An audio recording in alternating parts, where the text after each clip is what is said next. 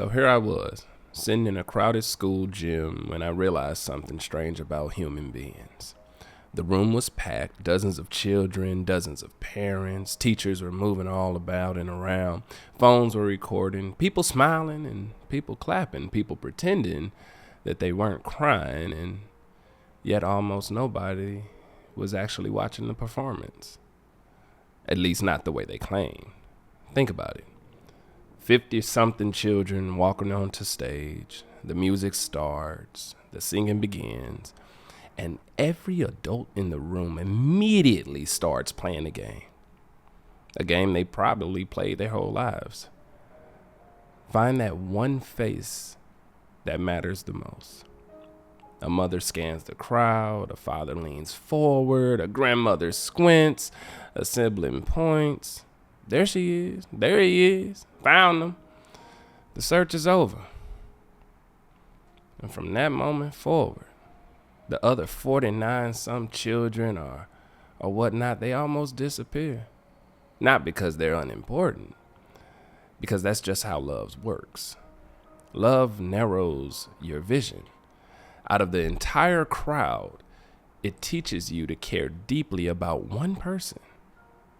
That's why I found the whole thing fascinating. Every parent in that gym believed they were watching a school recital, but they weren't. They were watching their child. The performance just happens to be happening all around them. Then I noticed something else. Some kids knew exactly where their parents were sitting. You could see it. They'd glance into the crowd, find the face they were looking for, and suddenly stand a little bit taller, sing a little bit louder, smile a little bit bigger. Not because they became more talented or anything like that, but because someone they loved, someone they trusted was right there watching. And I think that's true for adults too. We just hide it better. Most grown-ups that I know walk around, through life pretending they don't need the approval, pretending that they don't need encouragement, pretending that they don't care who's watching. But deep down, honestly, most of us are still standing on that stage, still hoping someone notices, still hoping someone believes in us, still hoping that somebody is quietly sitting in the crowd saying, there they are. The funny thing is, children don't care how impressive the audience is. They really don't.